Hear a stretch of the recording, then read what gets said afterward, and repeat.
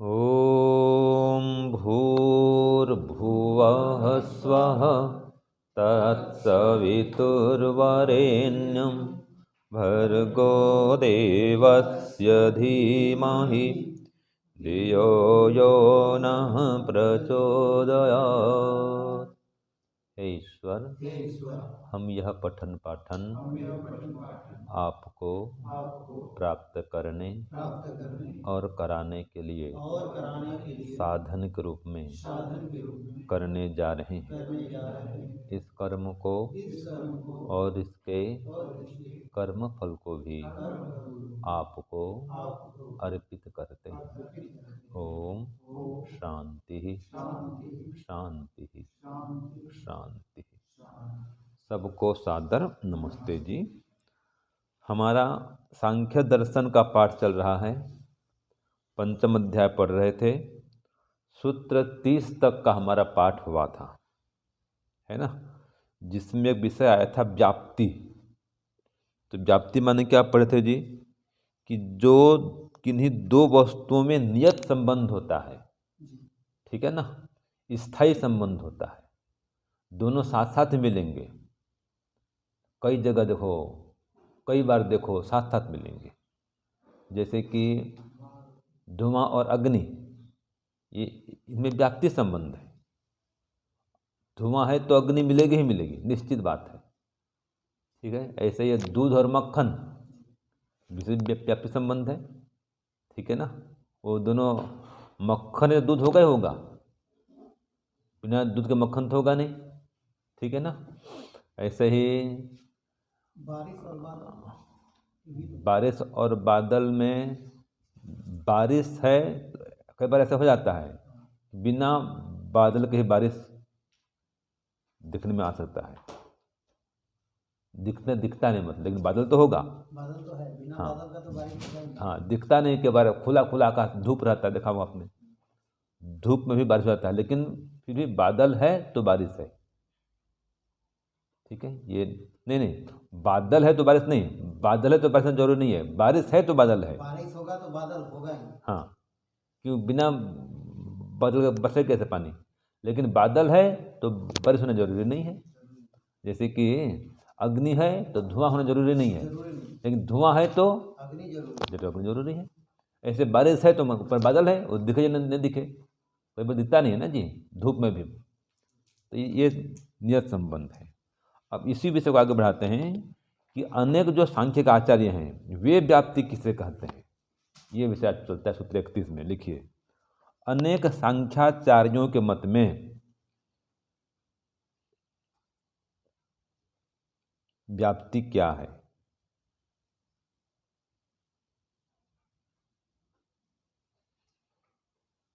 सांख्य के अनेक आचार्यों के मत में भी लिखते हैं। हाँ, सांख्य के अनेक आचार्यों के मत में व्याप्ति क्या है। हाँ, ठीक है, तो उत्तर लिखिए। सांख्य के अनेक, नहीं, उत्तर सूत्र 31 है।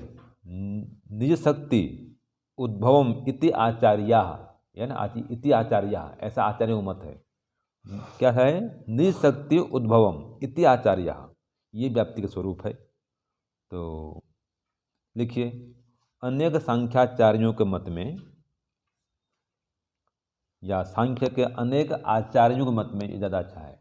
सांख्य के अनेक आचार्यों के मत में, सांख्य के अनेक आचार्यों के मत में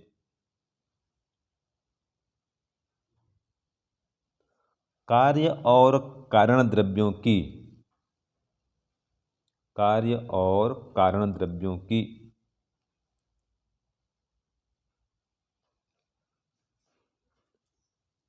अपनी शक्ति की, देखो, निज शक्ति, अपनी शक्ति में निज शक्ति, तो उनकी अपनी शक्ति की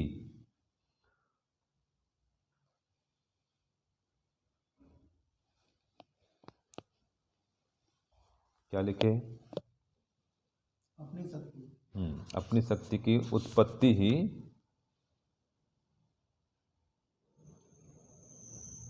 हाँ, उत्पत्ति ब्रैकेट में अभिव्यक्ति,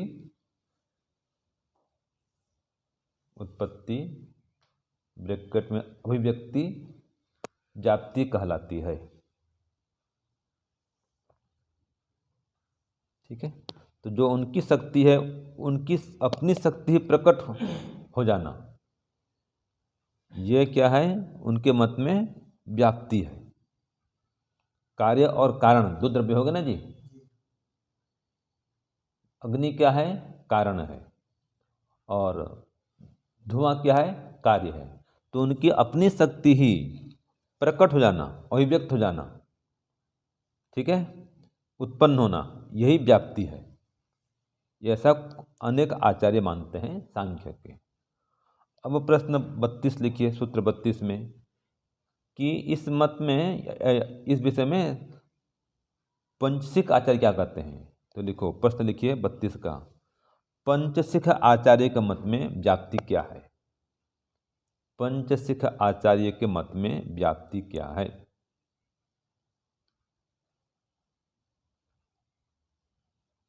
तो उत्तर दे रहे हैं सूत्र 32 में, आधेय शक्ति योग इति पंचशिख। ठीक है, आधेय शक्ति योग इति पंचशिख, ये पंचशिख का आचार्य का मत है। लिखो हिंदी में, पंचशिख आचार्य का मंतव्य है कि, या मत है कि, दो द्रव्यों में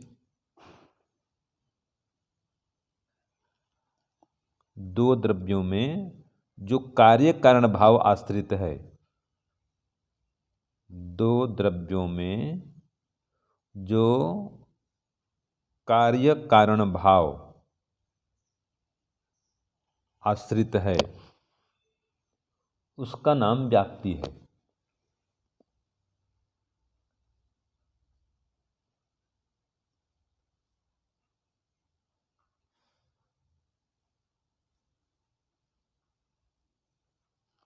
ठीक है, ये कौन मानते हैं, पंचशिख आचार्य मानते हैं। हाँ, तो ये सरल है कि कारण और कार्य, तो कोई दो द्रव्य हैं, उनमें ये भाव रहेगा, कार्य कारण भाव। ठीक है, तो ये दो द्रव्यों में जो कार्य कारण भाव आश्रित है, उसका नाम ही व्याप्ति है। ये कौन मानते हैं, पंचशिख आचार्य मानते हैं। अब अगला प्रश्न, सूत्र 33, क्या एक ही वस्तु के स्वरूप में, क्या एक ही वस्तु के स्वरूप में व्याप्ति की परिभाषा बन सकती है।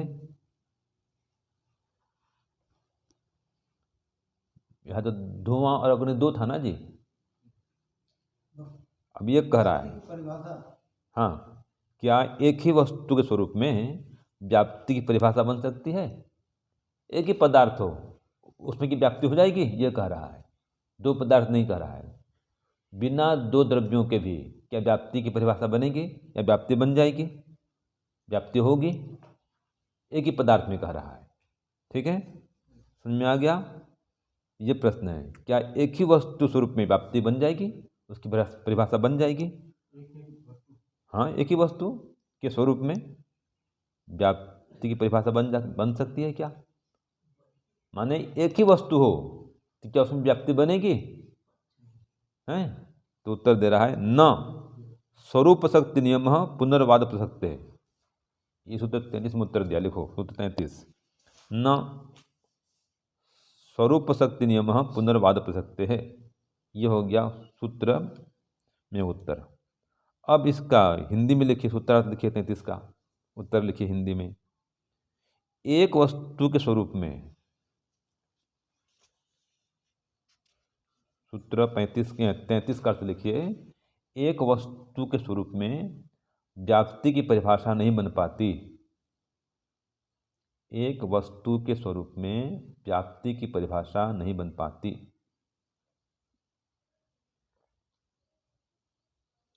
उसमें वस्तु के स्वरूप का,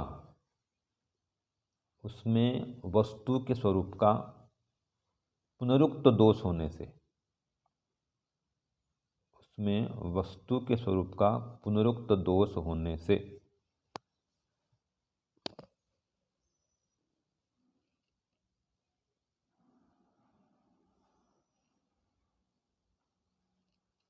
ठीक है। अब लिख लो ब्रैकेट में, आगे लिखिए, इसलिए ब्रैकेट में लिखो इसको, व्याप्ति के लिए कारण और कार्य, व्याप्ति के लिए कारण और कार्य दो वस्तु का होना अनिवार्य है।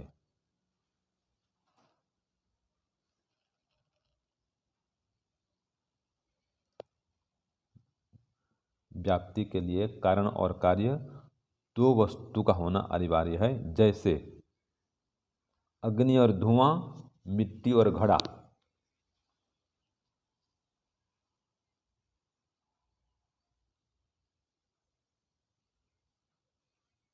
ठीक है, तो दो चाहिए। घड़ा क्या है? कार्य है। मिट्टी क्या है? कारण है। दो चाहिए, एक से नहीं बनेगा। ठीक है, एक ही वस्तु को मानेंगे तो मिट्टी मिट्टी हो जाएगी। एक कोई दो बार कर दो तो मिट्टी मिट्टी, इसकी क्या व्याप्ति है? धुआं धुआं, अग्नि अग्नि, इसमें व्याप्ति नहीं बनेगी। वो पुनर्वाद प्रसंग आ गया, उसको दोहरा दिया आपने। धुआं अग्नि नहीं कहा, धुआं धुआं कह दिया, अग्नि अग्नि कह दिया। मिट्टी और घड़ा नहीं कहा, मिट्टी मिट्टी कह दिया आपने। इसमें क्या व्याप्ति है? इसमें कारण कार्यभाव नहीं है। इसलिए व्याप्ति के लिए दो पदार्थ का होना अनिवार्य है। ये सूत्र 33 में हमने पढ़ा। अब सूत्र 34 देखिए, स्वरूप शक्ति ही व्याप्ति है। लिखिए, प्रश्न लिखिए 34 का, स्वरूप शक्ति ही व्याप्ति है, इसमें क्या दोष? हाँ, स्वरूप शक्ति, स्वरूप शक्ति ही व्याप्ति है। इस मान्यता में, इसमें क्या दोष है? हाँ, इस मान्यता में क्या दोष है? क्या दोष आएगा? लिखो, इसमें अथवा इस मान्यता में स्वरूप शक्ति ही व्याप्ति है, इसमें या इस मान्यता में क्या दोष आएगा? स्वरूप शक्ति माने एक ही पदार्थ है बस, स्वरूप माने एक ही स्वरूप है बस। तो एक ही वस्तु के स्वरूप में व्याप्ति मानेंगे तो क्या दोष आएगा? ये कह रहा है। ठीक है, तो उत्तर लिखिए, विशेषण अनर्थक्य प्रसक्ते है। सूत्र 34 लिखिए उत्तर में, विशेषण अनर्थक्य प्रसक्ते है, ये दोष आएगा। तो क्या दोष है? हिंदी में लिखो अभी इसको, देखिए, स्वरूप शक्ति ही व्याप्ति है। उत्तर लिखिए सूत्रार्थ 34, स्वरूप शक्ति ही व्याप्ति है। इस मान्यता में, इस मान्यता में कारण अथवा कार्य, कारण अथवा कार्य, ये विशेषण शब्द, ये विशेषण शब्द व्यर्थ होंगे।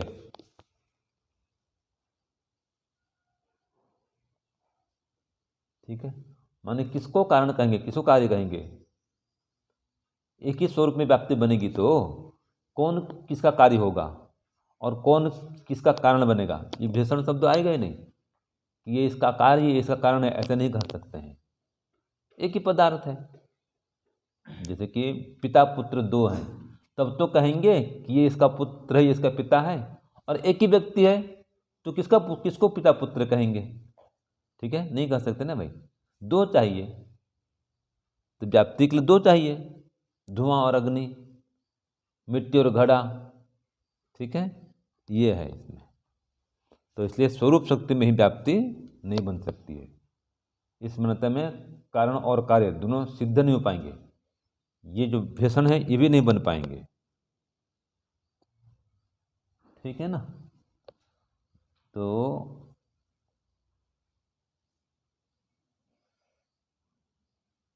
एक में ये आता है, जैसे कि अब ये क्या होता है, विशेषण के दो क्या होता है, जैसे कि ये तगड़ा पहलवान है, ये कहते हैं ये बहुत बलवान पहलवान है, ऐसा बोलते हैं। तो ये पहलवान बहुत शक्तिशाली है। इतना कहने से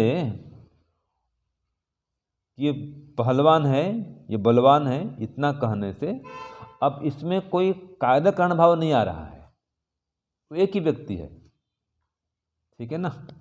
तो किसी ने कह दिया कि भाई ये तगड़ा पहलवान है, बलवान पहलवान है, तो ठीक है, इसमें उसकी विशेषता तो आ रही है। ठीक है। और अगर विशेषता तो आ गई, फिर जब तक वो कोई कर्तव्य न दिखाए तो ये बलवान है कि तगड़ा है क्या जानेंगे आप। कोई जनबट्टे हजार करे, कोई पत्थर फोड़े, कोई रस, कोई क्या बोलते उसको, सांकल तोड़े, कुछ दिखाए कुछ, तो खाली कहने से कुछ नहीं होता है। ऐसे एक वस्तु स्वरूप में ही कोई व्याप्ति नहीं बनती है, दो पदार्थ है उसके लिए। तो ये आ गया सूत्र 34 में, है ना। अब आगे लिखिए 35 का। पल्लव आदिषु अनुपपत्तिश्च, पल्लव आदिषु अनुपपत्तिश्च, सूत्र 35 का प्रश्न लिखिए। अब एक वस्तु के स्वरूप में व्याप्ति नहीं बनती, ये लिखिए प्रश्न 35 का लिखिए, प्रश्न 35 लिखिए पहले। हाँ, एक वस्तु के स्वरूप में व्याप्ति नहीं बनती, एक वस्तु के स्वरूप में व्याप्ति नहीं बनती, उदाहरण सहित समझाओ, उदाहरण सहित समझाओ। एक वस्तु के स्वरूप में व्याप्ति नहीं बनती, उदाहरण सहित समझाओ। अब ये तो पक्का होगा कि एक वस्तु के स्वरूप में व्याप्ति नहीं बनती। व्याप्ति के लिए दो पदार्थ चाहिए, एक ही पदार्थ में व्याप्ति नहीं बनेगी। तो इसको कह रहा है समझाओ, उदाहरण देकर समझाओ। तो अब इसका उत्तर लिखिए, पल्लव आदिषु अनुपपत्तिश्च। तो हिंदी में लिखिए इसका अर्थ 35 का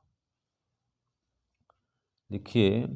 वृक्ष से कटे हुए केवल पत्ते, वृक्ष से कटे हुए केवल पत्ते देखने पर, वृक्ष से कटे हुए केवल पत्ते देखने पर वे पत्ते वृक्ष का अनुमान नहीं कराते।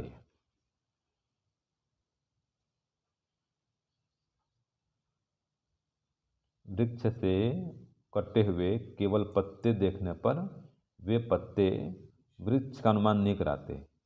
इसलिए एक वस्तु के स्वरूप में,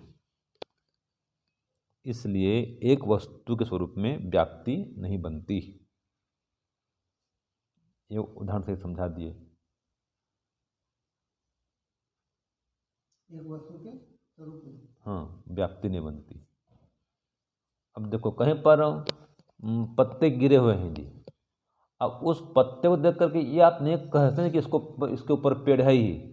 कोई झाड़ू करके ला के इकट्ठा कर दिया होगा पत्ता, कहीं से उड़ के आ गया होगा पत्ता। ठीक है, कहीं नीचे कोई पत्ते का ढेर है या कोई दो चार पत्ते पड़े हैं, इससे ये सिद्ध नहीं होता कि इसके ऊपर में पेड़ होगा ही। आवश्यक है क्या? नहीं है। कहीं से पेड़ कहीं दूर होगा, पत्ता यहाँ पर पड़ा है, कोई झाड़ू करके यहाँ इकट्ठा किया है, संभव है। लेकिन शाखा में देख के पत्ते को अनुमान करेंगे भाई हाँ ये इस वृक्ष की शाखा है, ये पत्ते हैं। ठीक है, पूरा पेड़ नहीं दिख रहा है। ठीक है, खाली शाखा शाखा दिख रहा है, पत्ते दिख रहे हैं, तो अनुमान कर देंगे कि दीवार कुछ और इसका पेड़ है, उसका जड़ है, तना है, सब अनुमान करेंगे, वो पक्का है वो। तो ये खाली एक वस्तु स्वरूप में व्याप्ति नहीं बनती है, तो खाली पत्ते देख करके वृक्ष का अनुमान नहीं कर सकते।